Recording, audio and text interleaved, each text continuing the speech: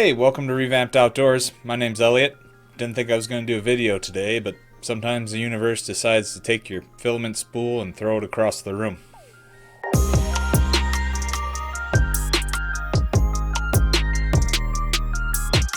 Hey, welcome back. So, thought I'd do a quick video on kind of spool management and how you should deal with it on a 3D printer. I've never been a fan of putting a spool on a printer, even if it comes from the factory with a mount, like a metal mount. I have two CR10s, one of which is in an enclosure, so I mount the spool with the factory metal holder outside of the printing enclosure itself. I like that a lot better. Reduces some of the variability with holding a spool on a printer. There's a couple main key reasons why you should probably not do that, one of which is just added weight to the structure of the printer itself. Printers are moving around quite a bit. If you're not up on all trying to get the best drivers for your stepper motors and stuff, it's a very violent process moving around a nozzle to actually print 3D printing, especially if you get up in the faster speeds.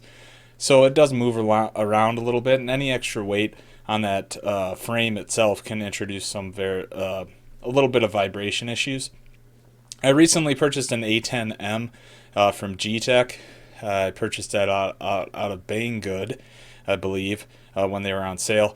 I'll have a more detailed video of that in the future. I've been playing around with it a little bit, doing dual color prints, but the way that it actually sets up the filament and has the two filament holders similar to the CR10 style of Creality printers, except it's actually on the frame.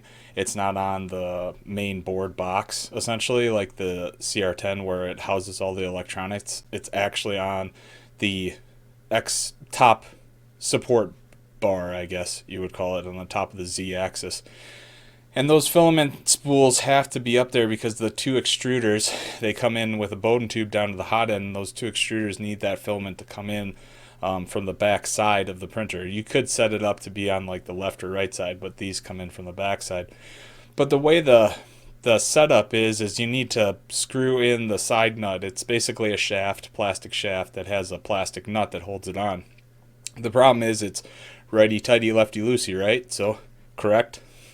So, when you tighten it up to the right, your spool actually needs to have the filament coming off of the backside and into the filament runout sensor and then into the extruder. So what happens is you're tightening down the nut to the right, be your right, and then your filament's actually spooling to the left. So what I had happened earlier today was eventually, after a significant amount of print time, with that jostling of the printer as it was printing, that spool moved over towards the plastic nut and actually was able to unthread that nut. The filament spool actually fell off, hit the ground. Somehow the printer continued to print, but what happened is that doesn't really happen all the time. That spool could have fell off, hit the bed. That spool could have fell off, hit the X-axis guide or the stepper motor. So it's a pretty serious issue that we should try and address. What I do commonly, if I really need to have a spool somewhere that I think vibration could be a problem, I'll kind of buffer that with a homemade washer. So I'll take a plastic tub lid of anything. So it could be, I don't know, potato salad, whatever's in your fridge, sour cream, yogurt if you're a healthy person.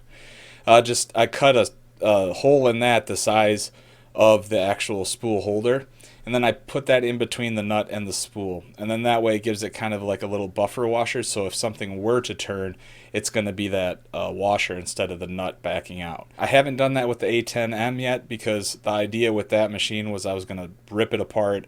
I was going to add extensions to everything, and then I'm going to have that be a fully fledged enclosure printer. So I didn't want any electronics or anything in that, or the spools in the enclosure. So the idea behind that was just to print with it for now and see what's going on.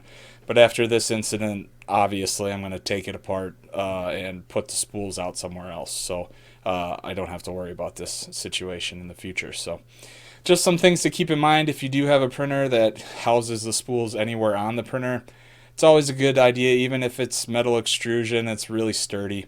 Don't introduce that variability, and don't introduce the risk that that spool could injure the printer in any way. So we really like doing this stuff. We want to keep our 3D printers as safe as possible, and we want to keep our notifications on our phones. Anyway, I hope you got something out of this. Hope it helped you out.